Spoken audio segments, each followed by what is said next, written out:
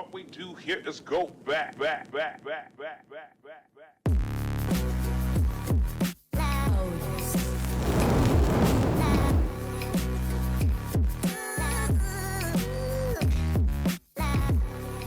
If you're watching this video, then one of two things has happened. One, I was finally able to get my Infernal cape after 3 years of varied attempts, and this will kind of be my success story outlining how I did that. The other possibility is the Infernal grind finally led me to an early grave, and this was just the last file that was added to my computer. So honestly, at this point, I don't know which of those two it'll be, but I think it'll be a good video nonetheless. But what we're doing in this video is getting an Infernal cape and getting some achievements along the way, some combat achievements. I don't know which ones, at the very least, the budget setup, because I don't have a twisted bow, but we are going to try to go for a few other ones, mainly like the don't take a jad or a Zuk hit, and maybe don't let the pillars fall before the jad waves. I don't know. I'm not there yet. But the first thing I need to do is actually complete the Inferno and get a cape, so that's what we're going to do. And the setup we're using is full crystal armor with the new bow and a blowpipe and a Kodai wand and ancestral top. We will be using the blowpipe on everything except for the majors, Jad, and Zuk, as it's just better DPS than the bow with amethyst darts. And we might switch to dragon later on. I really don't know how this is going to go, and amethyst darts are just dirt cheap, and they're actually pretty good, so we're going to stick with those. The rest of it's just crystal armor, because this armor is just super good, really defensive, has decent stats, and just works well with the bow. And then the ancestral top, the Kodai wand, all the standard stuff. One thing that I might do is switch out pagations for devout boots, depending on how these attempts go. I've actually seen some arguments made on why those are actually really good. It lets you camp rigor more efficiently in the later waves, and it gives more DPS. Rigor gives more DPS than pagation boots. So if I find myself in a position where I can't really flick consistently or reliably, I might actually switch those boots out. I don't know yet. We'll see how the first few attempts go. But without any further stalling or procrastination, let's get into the Inferno. So first off, before you ask in the comments, let me go over my reasoning behind possibly using devout boots. On average, pagation boots give me about a 2 to 4% DPS increase over devout boots over the course of an entire attempt, while devout boots reduce my prayer points used per minute from 40 to 36 if I'm camping both overheads and rigor. Now this might not seem significant, but over the course of an Inferno, I get lazy and I need to save as much prayer as possible. Especially if, to use a completely hypothetical situation that definitely has not happened, especially if people in Discord try to distract me by having in-depth conversations about World of Warcraft fanfiction, which might cause me to camp my prayers a bit too long. Again, completely hypothetical, has definitely not happened, and it wouldn't have distracted me even if it did, because I'm not a nerd. Devout boots, yeah. Consider using them if you want. I don't know where I was going with this. Anyway, let's quickly move on from that. As a little backstory, the Inferno is something that I've been working towards on and off for the last 3 years or so. Back in 2017, I started sending attempts because it looked like a fun challenge, and I thought, hey, I'm pretty good at this game. Since you know I've spent the better part of my life playing it, why not give it a try? Well, come to find out, I'm not good at this game, and I spent way too long and way too much GP making attempt after attempt to realize this, and only making it to triple jads in, I don't know, maybe 50 attempts back in 2017. I don't really know the exact number of attempts, and I try not to think too much about it, but it is what caused me to stop playing this game for about 2.5 years. But as we all know, you never really quit this game, and eventually I started to get the itch to play again. I don't have a problem. I just like this game, and I could definitely quit anytime for good if I wanted to. I just don't want to. But back in April of 2021, I dusted off what little remained of my bank after 2 years of a failing in-game economy took its toll on my items. And I finally got back into the fiery prison that haunted my nightmares. Again, I don't have a problem. It's very normal to have nightmares about a video game. And even though I made the mortal sin of turning on inventory tags for some of my better runs at this time, things were actually going somewhat decently. I ended up making it to Zuk 3 times in about 20 or so attempts, and even made it past Jad on one of those Zuk attempts, only to die to a ranger before the healer spawned, but overall things were going decently better than they were before. Unfortunately, after just wave 32 death after wave 32 death, I decided to just kind of call it quits, as I was working on building a new hardcore Iron Man account, and I'd rather focus on that than continually die in the Inferno.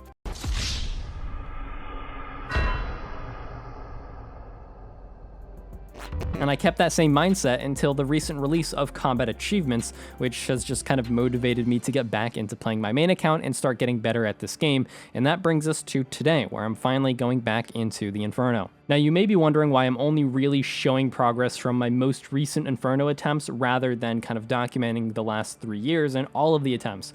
Well, first off, up to this point, I spent probably over 100 hours on about 60 different attempts doing nothing but dying over and over, so since I care about your time, I'll spare you all of those details. And secondly, I actually care about what little mental stability I have left and can really only take so much embarrassment in a single video, so I'm gonna stick to just my most recent attempts. So with the backstory covered, you now have a good idea of where I started off with these attempts. So that brings us to our first attempt, where I died by chasing nibblers and overcomplicating a wave and not solving it correctly, and then failing to flick between the major and 2 blobs and then just dying. So right off the bat, I was feeling right at home. It's like nothing ever changed. But honestly, you can't really be too upset with making it to wave 48 after months of no attempts, so I didn't let it get me too down and I went right back in. So like I said, I had a pretty good outlook after making it to wave 48 on my first attempt back, and then immediately died on wave 33 after successfully safe spotting the melee mobs and then deciding to chase nibblers and take 4 unprotected melee hits. You know that voice in the back of your head that pipes up when you completely and totally embarrass yourself doing something you've supposedly done many other times, and it tells you that you should probably just stop? Well, luckily, after hearing that voice nonstop for the past 27 years of my life, I've learned to ignore it very well, and we just went right back into the hellhole that has been the bane of my existence since 2017.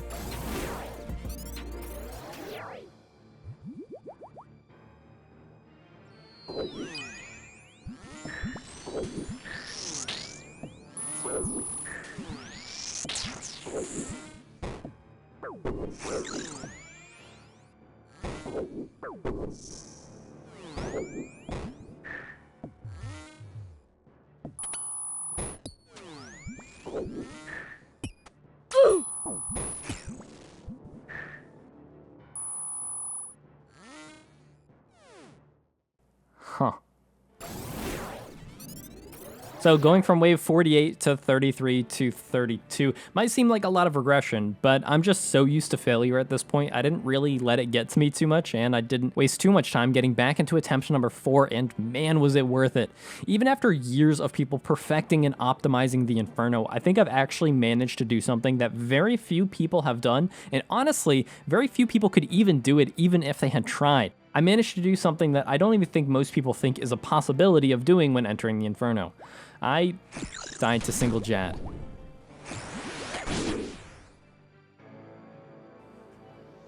Fuck. Okay, in my defense, it is 1 a.m. I actually had to leave my house today to be social and just got home. Mercury's in retrogrades, my socks are too tight. Now, I'm not gonna lie to you, after the single jad death, I took a few days off from the Inferno to really contemplate things in my life. But eventually that got way too sad, and to escape those thoughts, I just went right back into RuneScape and the Inferno. I swear I don't have a problem. I know it seems like I do, but I swear I don't. But this time was different, because it was a Sunday. Other than that, everything was exactly the same as the last attempt. But thankfully, doing everything exactly the same just kind of worked. Had a rough wave 60, but got pretty spooned on wave 61, 62, and 63, all leading us up to the dreaded, the feared, wave 67, which honestly was pretty uneventful. It turns out that killing jad is pretty easy, especially when you've done it like 20 or 30 times in the past. But with jad dead, I was at triple jads now, and this would have been my first time attempting triple jads since around April, and even in April, I was only doing it about 50% of the time. Luckily, as I was attempting this almost at the same exact time, someone in the Inferno speedrunning Discord made a really cool web app that pretty much just simulates every single wave of the Inferno, including triple jads and Zuk. So before getting into the real triple jads, I'd spent 15 or 20 minutes on this website just practicing the timing for triple jads to make sure that I could click the healers in the right timing, not take too many unavoidable hits, and just overall just calm my nerves, which honestly, it did. It was super helpful. Having that little prep before actually getting into triple jads worked really well. Honestly, if you're struggling with the Inferno at all, I highly suggest checking out this website. I'll link it in the description. You can just use it to practice wave solves, practice triple jads. You can even practice Zuk if you wanted to. I don't think it's really that helpful for Zuk, but for everything else, it's actually super cool, and I highly suggest checking it out. I will say I did get a little flustered when the healers on the first Jad spawn, but I'm like pretty sure I took 8 this damage. It was technically a chance, and I might have missed one or all of these tick eats, but none of the Jad attacks did enough damage to one hit me anyway, and the healer didn't hit me either on any of its attacks, so yeah, I might have just gotten really good RNG, but at this point, I didn't care. I got the kill, and the next 2 Jads fell very quickly after that without any additional problems. So we passed triple Jads, and we are on to our 4th ever Zuk attempt. Now, up to this point, I wasn't really too worried about the Zuk fight. I was actually much more worried about Wave 63 and triple Jads, because I see Zuk as a very simple fight, or at least a much less reactionary fight, as everything is so scheduled and is on such a strict timer that it's a lot easier to plan for. That being said, I had never actually successfully killed Zuk, even though I've attempted it 3 times, so I wanted to give myself as much help as possible, so I asked one of my friends in Discord to do the Zuk timers for me. For those of you who don't know, Zuk spawns a set of adds, a major, and a ranger every 3 minutes and 30 seconds. When Zuk hits 600 HP, the remaining time left on the timer is paused, and then when Zuk hits 480 HP, Jad spawns, the timer is resumed, and a minute 45 is added to whatever is left on that timer, essentially to give you a little bit of extra time for Jad before the next wave of ads spawn. Being aware of these timers is important because you have to make sure you don't overlap mechanics. Since basically all of Zuk's mechanics happen when he hits certain HP thresholds, being aware of this timer just really helps to make sure that you're spawning the ads when you're actually able to handle them. With that all in mind, I gave my friend a rundown of what the fight looks like. He plays RuneScape, but he's not at the level where he can do the Inferno yet, so he's never really had any Inferno experience. So we took a few minutes to go through everything so he knew when to pause and restart the timer. And then it was time to just log back in and start the Zuk fight.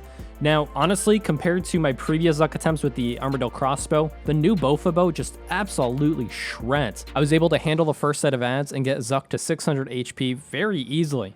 I then just continued to DPS Zuk, and when he hit 480 HP, Jad spawned. I had surprisingly few issues with Jad, and then with Jad dead, I asked my friend how much time I had left until the next set of a major and a ranger would spawn. How much time do I have until the next set? 25.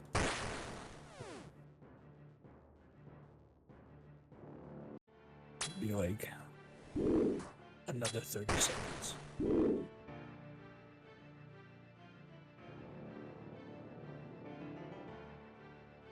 Should have another, I don't know, probably like 30 to 45, maybe less, probably less.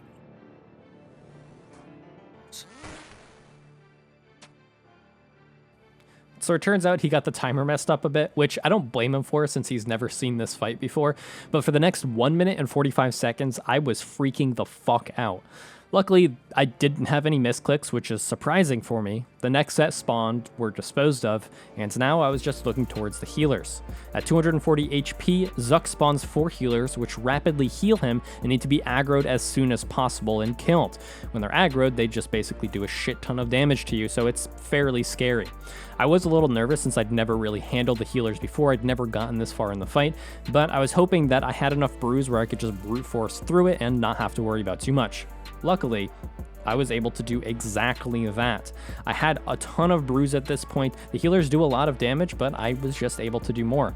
I had a few misclicks that put me 1 tick away from getting hit by Zuk, but I was able to slowly and surely kill the healers, and at this point, I was home free. All I had to do was kill Zuk and not misclick and take a free hit. Now, there was another set of ads that spawned, but honestly, Crystal Armor has a really high range defense, and the Blowpipe with Amethyst Darts does a lot of damage to the Rangers, so I wasn't too scared about that. Took care of it without an issue, and the rest of the fight was fairly uneventful. Why is this game so easy? What game? This Inferno, dude. BG. Oh, did I call it too soon?